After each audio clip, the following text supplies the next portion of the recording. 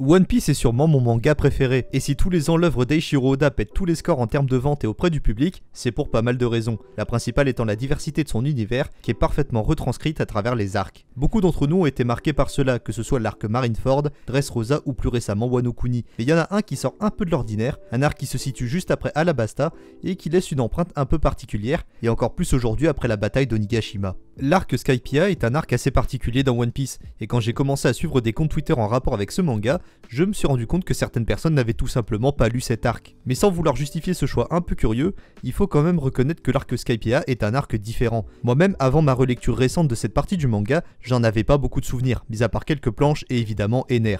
Donc dans cette vidéo, on va essayer de voir pourquoi cet arc semble si différent des autres, et pourquoi certains fans l'ont passé. Mais avant de commencer la vidéo, je tiens à vous rappeler que 85% des gens qui regardent mes vidéos ne sont pas abonnés. Le seul moyen de resserrer l'écart, c'est d'appuyer sur le bouton juste en bas de l'écran. Ça prend 5 secondes et ça me permet d'être mieux référencé par l'algorithme. Merci à tous ceux qui feront ce petit geste et je vous souhaite à tous un bon visionnage.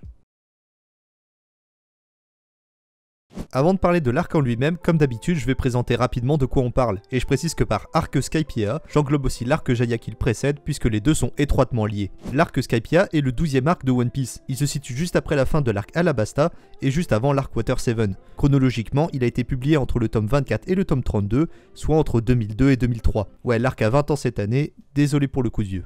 Après le départ de Vivi et leur victoire contre Crocodile, Luffy et son équipage croisent la route d'un vieux navire tombant du ciel. Après quelques rencontres et quand Luffy apprend la légende d'un certain Mont Blanc Norland, il décide de mettre le cap vers l'île Céleste, une île apparemment remplie de trésors, mais surtout une île dont l'existence n'a jamais été prouvée par qui que ce soit. La deuxième partie de cet arc se situe après le moment où les chapeaux de paille échappent à Barbe Noire en empruntant le Knock Upstream. Après une longue montée, ils arrivent sur une vaste étendue blanche qui s'avère être une mer de nuages. Ils découvrent ensuite Skypiea, les îles célestes. Au-delà des aventures qu'ils vont vivre pendant une soixantaine de chapitres, l'arc Skypiea pose des notions qui seront approfondies bien plus tard dans l'intrigue. Mais ça, j'y reviendrai plus tard. Comme j'avais peu de souvenirs de cet arc, la dernière fois que j'avais vu Skypiea ça devait être en 2007, donc une relecture était clairement nécessaire, j'ai entrepris il y a un peu plus d'un an de me refaire complètement Skypiea. Ça faisait déjà un moment que j'avais l'impression de rater quelque chose, et clairement j'ai eu raison. Pour commencer, cet arc a été l'occasion pour Oda de créer des paysages magnifiques. De la mer de nuages à la forêt d'Upper Yard en passant par la ville de Lovely Street, je trouve personnellement que Skypiea compte les doubles pages les plus belles de One Piece. Oda a fait preuve de créativité sur les décors en général, et on ressent vraiment la notion de monde inconnu qui nous est raconté. C'est d'ailleurs pour moi l'arc le plus abouti sur ce point. L'arc Skypiea a été conçu comme étant un arc centré sur l'aventure et l'exploration d'un nouveau monde, mais il a caché certains indices à des mystères qui ont été révélés des années plus tard, qu'il s'agisse du Haki de l'observation, ou mantra, que les prélats et Ener utilisent, ou évidemment les foreshadowing du dieu Nika, qui sera révélé presque 20 ans plus tard. Il nous permet dans un premier temps d'en apprendre plus sur l'histoire de Jaya et de la tribu des Chandia, mais il nous apporte des éléments qui sont pour la plupart la base de beaucoup de théories. Des théories sur la nature du One Piece, sur le pouvoir de Hime et de Barbe Noire, ou même sur l'importance de l'espace dans l'univers de One Piece. Bon, ça c'est plus avec les mini-aventures d'Ener,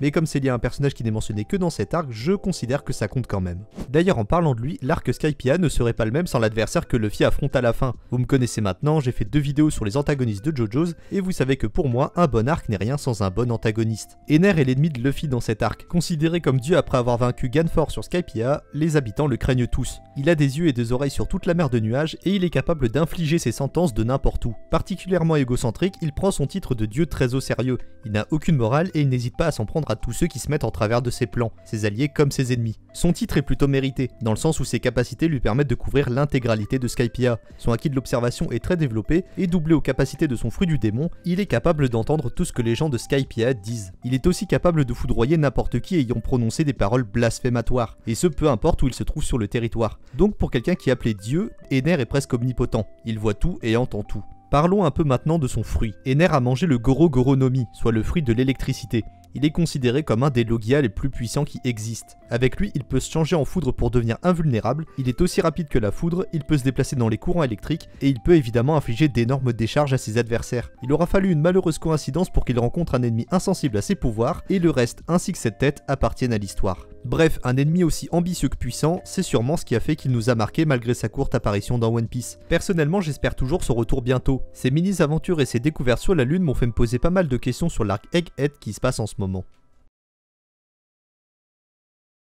J'ai détaillé tout ce qui fait que j'ai aimé cet arc, mais j'ai aussi remarqué comme tout le monde qu'il ne ressemble pas vraiment aux autres. Oda est sorti exceptionnellement de son schéma de narration classique. Alors pourquoi est-ce que Skypiea change des autres arcs et surtout est-ce que c'est un arc optionnel? C'est évidemment rhétorique comme question, il n'y a aucun arc facultatif et encore moins Skypiea, mais vous comprenez ce que je veux dire.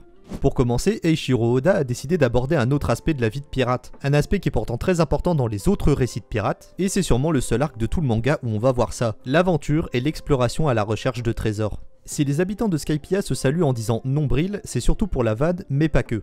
C'est aussi parce qu'Oda avait envie de montrer que tout était différent de la mer Bleue. Quand l'équipage arrive sur la mer de nuages, c'est un nouveau monde qui s'ouvre à eux. Et durant leur aventure, ils vont découvrir ce qui fait cette terre inconnue, le peuple qui y habite, les lois qui y régissent et surtout la mythologie qu'il y a autour des différents territoires. Tout ça constitue les enjeux qui sont dans l'intrigue. Ener veut partir sur la lune et raser tout ce qu'il y a derrière lui, et il croit qu'il peut le faire simplement parce qu'il est dieu. La tribu des Chandia veulent récupérer la Verse, qui est le territoire sur lequel Ener réside, et les habitants de Skypiea se voient obligés d'accepter le sort qu'Ener leur réserve, soit parce qu'ils sont persuadés que c'est leur dieu qui doit décider de ce qui arrive, soit parce qu'ils ont trop peur de lui. Je ne vous fais pas une analyse littéraire ultra poussée. Oda aborde avec très peu de subtilité certaines notions liées à la religion et à la foi, comme l'extrémisme religieux qui pousse certains personnages à commettre des actes de violence en invoquant la volonté de leur dieu. Mais il montre aussi que les gens croyant en certains cultes et en leurs idéaux ont en eux une force qui leur permet de faire ce qui est bien, pour eux ainsi que pour les autres. Cette aventure permet donc à Oda de dresser un portrait très nuancé de la question, sous les traits d'une aventure assez intrigante de chasse au trésor dans le ciel. Il pousse un peu le sujet dans le flashback de Norland et Calgara en opposant les croyances au progrès de la science. Oda a réussi à créer dans un arc un monde dans un monde.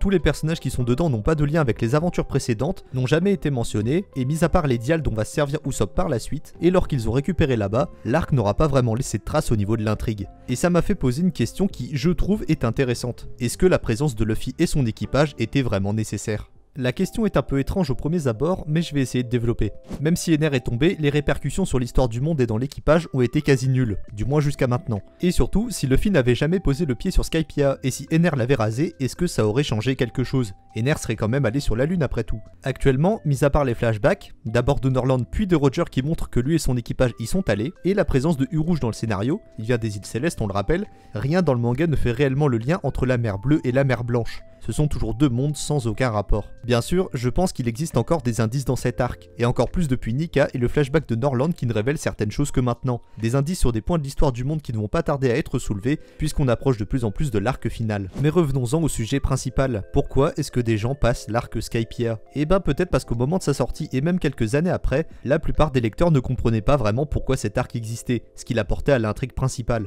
Et même aujourd'hui, on peut se poser la question au vu du peu d'indices qui ont abouti à des vraies révélations. Et comme on n'a pas de lien direct avec ce qui se passe maintenant, ce qui est quand même un peu le principe de tous les arcs de shonen classiques, mais encore plus dans One Piece, bah on n'en a pas un souvenir impérissable, et c'est compliqué d'en vouloir aux gens pour ça. Néanmoins, si vous lisez One Piece pour la première fois ou si vous redécouvrez ce manga, ne passez surtout pas Skypiea, parce que déjà vous allez passer à côté de plein de bons moments, surtout en animé, vous allez rater certains indices, mais aussi parce que d'une manière générale c'est une bulle, une pause pour Oda et pour le monde de One Piece en général. On ne parle pas de marine ni de gouvernement mondial, on ne parle pas des grands corsaires, ni des retombées de la bataille d'Alabasta, et on part à l'aventure sur un territoire complètement coupé du monde. C'est pour ça que cet arc est apprécié. La narration ressemble plus à un roman de Jules Verne qu'à un shonen traditionnel, et c'est quelque chose qui fait peut-être défaut aux autres arcs de One Piece. Évidemment, ça veut pas dire que les autres arcs sont moins bons, chaque île qu'explore les chapeaux de paille sont des occasions de découvrir des nouveaux paysages et des coutumes différentes, mais ouais, je vois vraiment ça comme une bulle dans l'œuvre, un morceau à part. Merci à tous d'avoir suivi ma petite analyse de l'arc Skypiea, j'espère que ça vous aura plu. Après JoJo's Bizarre Adventure, j'avais envie de parler un peu plus de One Piece, et surtout d'un arc que je trouve beaucoup trop sous-estimé. Vous connaissez la chanson, si vous avez aimé cette vidéo, abonnez-vous, mettez un petit pouce bleu et partagez, c'est la meilleure façon de me soutenir. On a franchi récemment la barrière des 500 abonnés. C'est assez modeste, mais je tenais quand même à vous remercier pour ça. Mon objectif pour la fin d'année, c'est de doubler ça et d'enfin passer à 4 chiffres. En attendant, merci pour votre soutien, et d'ici la prochaine vidéo, à la prochaine.